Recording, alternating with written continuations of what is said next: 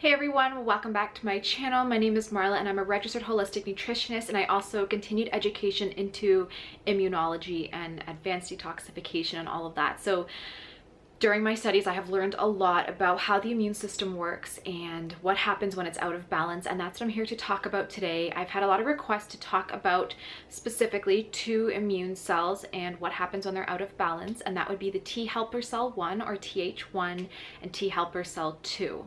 So these two cells work together, and they do have to be in balance in order to prevent disease. So I'm going to get into all the details. I do want to say that this video is going to be a little bit in-depth and maybe complicated for some if you don't really have any science background, but stick with me. I will try to explain it as simply as I can so that it's understandable for everyone. And really what's the main thing to remember here is that if TH1 or TH2 are out of balance, so there's like a polarization of one or the other, then autoimmune can develop or any chronic disease. So do keep that in mind. I'm going to just jump on in. I do have my notes to keep me on track because I don't want this video to be super long. But just to start, the TH1 and TH2 are immune cells, and like I said, they have to stay in balance. But there's a couple of things that can put them out of balance, and I'll get into all of that in this video. So the immune system is highly specialized and very complicated, and it determines if something is a friend or a foe. So your immune system will create white blood cells. They're called lymphocytes, and usually in the beginning, well, they're designed to attack anything bad in the body, whether it's foreign proteins or viruses, etc. They start off as unspecialized, so TH0, but then based off of what is present in the body, they will either go to the TH1 side or the TH2 side, and they'll become specialized and be able to target specific things in the body, which I'll get into. Like I said, you need 1 and 2 in equal amounts to stay balanced. There are also cells like TH3, TH17. That is a whole other video. It's very complicated. The immune system is extremely complex, so I'm not going to touch on that today. I'm just going to talk about TH1 and TH2.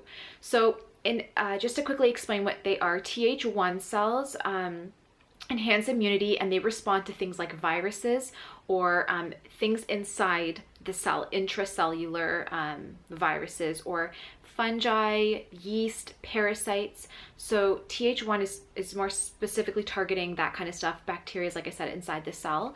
And they will also monitor and control the activity of TH2 cells. So TH2 cells will respond to any allergic or antibody reaction. So for example, if you have like a wheat sensitivity and you consume wheat, TH2 is responsible for responding to that and creating the inflammatory response necessary to do what the body needs. So they will increase your antibody production, and when it's out of balance, it really does cause issues. It'll cause destruction of self, so essentially autoimmune if TH2 is too high, which every person and every client that I've seen and have heard of who has autoimmune has too much TH2. So an excess amount of TH2 will decrease something called cytotoxic T cell, which you don't really need to worry too much about what that is, but essentially it just means you're not going to be able to detoxify properly. TH2 releases something called interleukin 6 or IL-6. Again, you don't need to worry about the name of that, but just what you need to remember is that IL-6 or interleukin 6 is a cytokine, and it's involved in the inflammation of rheumatoid arthritis, of many autoimmune conditions. So when IL-6, when it leads to an increase in osteoclastic activity, and again, what that just means is it leads to an increase of calcium being pulled out from the bones, which leads to deterioration and osteoporosis. So just to give you an example there of what happens when your TH2 and TH1 are out of balance. That was just an example for osteoporosis and rheumatoid arthritis, but it really works the same in terms of every type of autoimmune condition and every part of the body. So how do they get out of balance? Well, TH1 can drop based off of your stress. So the more stressed you are, the higher your cortisol will increase, and that lowers TH1. TH2 increases as a result, and that leads to an increased imbalance, I guess. And it also leads to an increase in cancer, allergies, and autoimmune disorders as well. So usually people find that if they're extremely stressed or there's a big traumatic event, that's when their autoimmune conditions flare or all of a sudden appear. And it's really because TH1 dropped, TH2 is too high, boom, autoimmune. So that's usually what's happening there. TH1 will assist in the suppression of, or the activation, sorry, of suppressor T cells. So suppressor T cells, they're meant to slow down, don't worry about the names here, but they're meant to slow down something called B cells and those cytotoxic cells that I mentioned earlier in the video. If the suppressor T cells are malfunctioning or deficient due to a decrease in TH1, then the cytotoxic T cells are going to take over and start killing healthy cells. This leads to increased immune stimulation, followed by a crash and a potential for autoimmune disorders. So again, you're very, very, very stressed, then you get your immune system is overstimulated, it leads to a crash, and then all of a sudden you have an autoimmune disorder. So like I said, it's why a lot of people find themselves with a flare or some type of autoimmune developing after a very stressful or traumatic event. A lot of times that traumatic event or stressful event could be like getting Lyme disease even. If something stressful, like very stressful happens to the body, that's usually when things will get triggered. For a lot of people, it's taking so many vaccines at once. So if there's any type of stressor, it doesn't have to be a mental stressor or traumatic event. It could be actually physical as well. So if you have a chronic infection, then one will tend to dominate the other, and your body can't, usually like I mentioned, chronic infections, you have your TH1 and your TH2, and they each balance something in the body, whether it's viruses or things like that. So if you have a chronic infection, you're going to get a polarization of one of those immune cells. They're not going to be balanced out, and because of that, your body won't be able to attack foreign invaders properly. Your body needs a balance between the TH1 and TH2 to do its job and take care of everything in the body. So like I said, there's something called TH3 and TH17, which we're not going to get into. Those also do play a role. Maybe I'll make a video on that in the future. So a couple of people are going to ask, I know, like, how do you know which one is dominant? So there's a couple ways you can do this. There are blood tests that you can get done, and they do test the different levels of the antibodies in the blood and those immune cells. Or you can do a cheaper version, and to me, almost just as effective, and go off of your symptoms. How do you feel? What are your symptoms? And I'll talk a little bit about symptoms in a minute, but self-diagnosis is so good. I think it's pretty accurate depending on if you have those symptoms there, to be able to determine if you have it or not. So I'm also going to share some nutrients that you can take to help to balance TH1 or TH2. So taking those nutrients, which I will bring up in a minute, you can essentially, if you have too much of TH1 and you take nutrients that are supposed to support the TH1 activation, you usually will get a lot worse. You'll feel a lot worse. Your symptoms will get worse. That means you have too much TH1 and you brought supplements in to increase it further. It put you more out of balance. You don't feel great, and that's how you will know you have TH1 dominance. Same thing goes for TH2. If you take nutrients that are supporting the TH2 and you already have too much TH2, you're going to feel worse.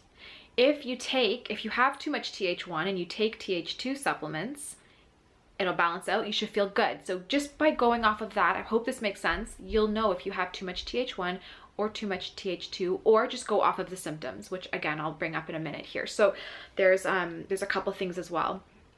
Where are we? So in terms of the prevalence of TH1, TH2, and it being at a balanced, from what I have seen, TH2 polarization or dominance is a lot more common than TH1, just because there's so much stress. I'm going to share a couple things that might put you really out of balance, and why I believe our bodies are really out of balance, just to begin with. So there's a lot of factors. First of all, there's so much yeast. So the more yeast you have, the more you're going to get that TH2 polarization. And I think with all of the sugar in our diets and added chemicals and everything everywhere, and antibiotics and all that, it's leading to an overgrowth of yeast, so much so that people are really shifting over to the TH2 dominant side. And I do believe yeast is a big part of that. There's also so many viruses that it's just, people can contract so many different viruses now. I think that plays a huge role as well. A big thing is stress. The more stressed you get, remember how I said it lowers TH1 and it increases TH2? Stress is everywhere and it's unavoidable, and because we all live such fast-paced lifestyles, it really creates a lot of stress. Everyone's always trying to outdo someone else. We're always trying to add one more thing to our agenda. Our kids are in 1,000,001 sports. No one works on a farm anymore like back in the day and just works on the hay and comes home for dinner.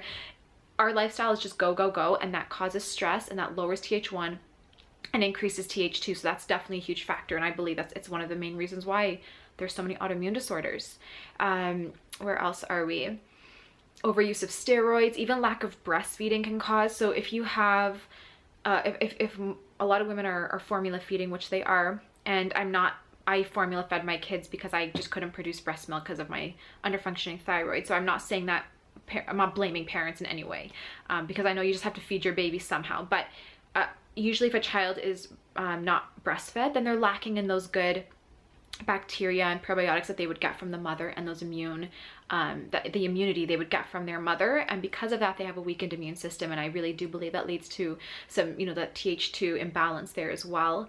Lack of, nutrients in our diet, nutrients that support our immune system, like vitamin A and D and K and zinc and all that good stuff. We just eat a lot of junk food now. Leaky gut. It creates inflammation, but it also utilizes all the glutathione in the body, and you need glutathione for TH1 immunity, and you need glutathione to pull toxins out of the body. So I think that's a big thing as well. So some symptoms and diseases that I guess you'll notice if you have TH2 dominance or polarization would be eczema, asthma, allergies. If you guys remember, TH2 commands that like allergic response and that antibody production. So if anything with rashes and skin conditions, that's all to do with like antibody production, right? Your body's overreacting to some gluten or some dairy, so you get that flare. That would be a major symptom of TH2 polarization. So like I said, eczema or any skin condition, asthma, allergies, histamine intolerance, IBS, if you get frequent ear or sinus infections, chronic viral infections like Epstein-Barr or the CMV, herpes simplex, 1 and 2, HIV, etc. Those are all symptoms. Even mucus and stool could be a symptom as well. Do keep in mind that if you do have a lot of mucus in your stool, it usually means that there's parasites in the gut, and parasites can drive and cause TH2 polarization. So do keep that in mind as well.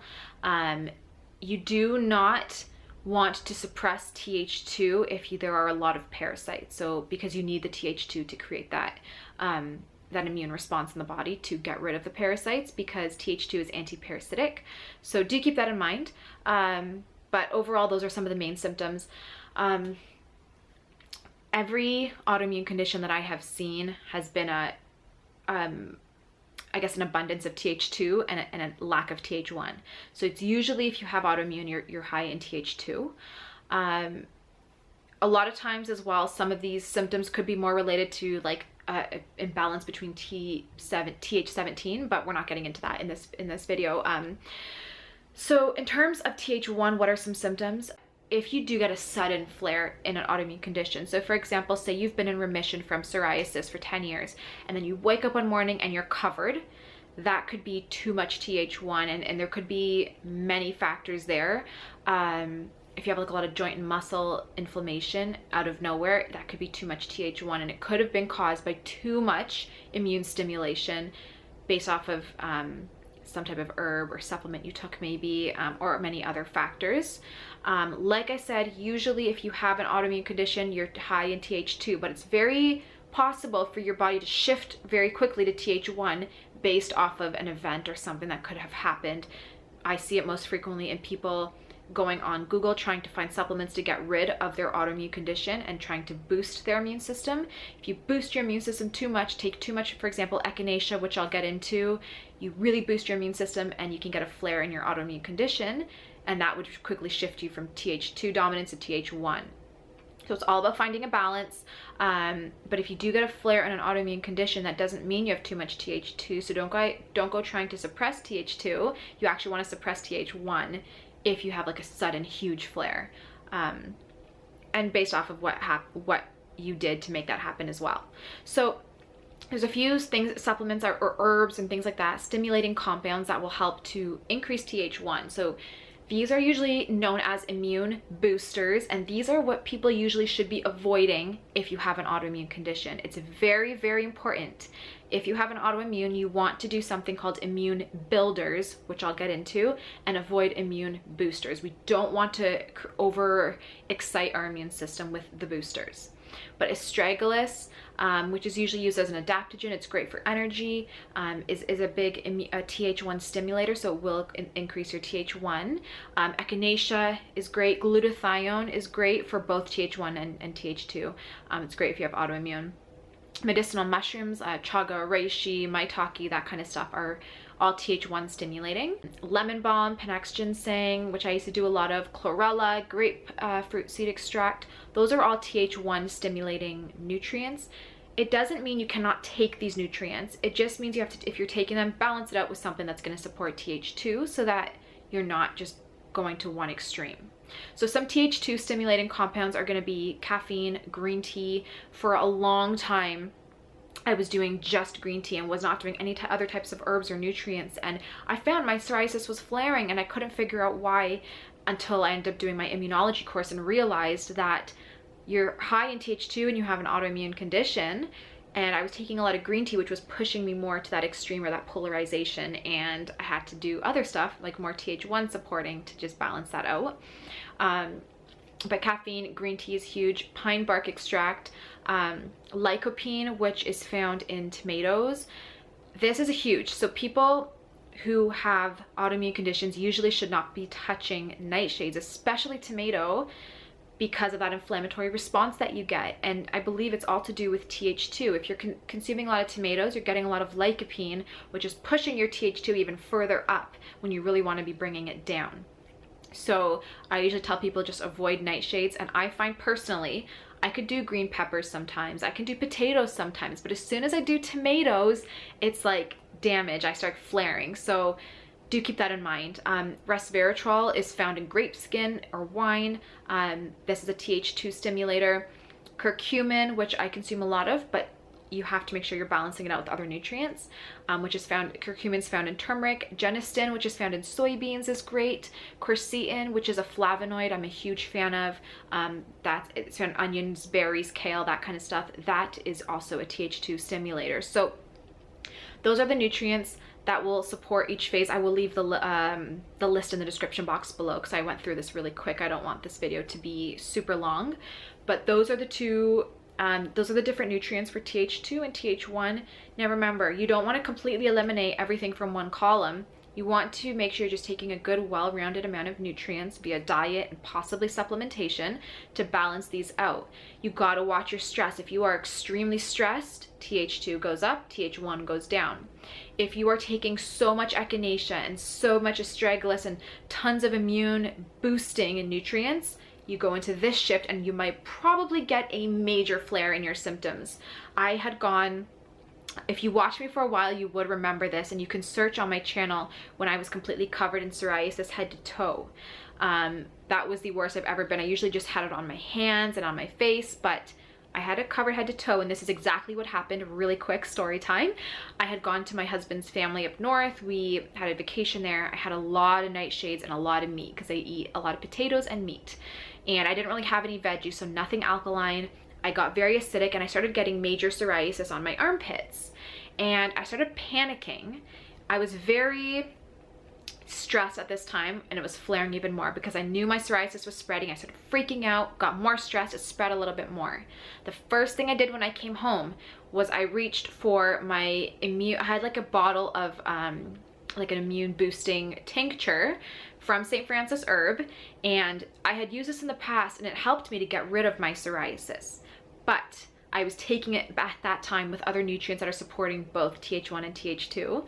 So this time I reached for the bottle. I only took that, which is only supporting TH1 phase. It has echinacea and all that kind of stuff in it and nothing to support TH2. And I woke up overnight and was covered head to toe. Also at that time I did what's it called, hydrotherapy. So I did hot and cold, hot and cold.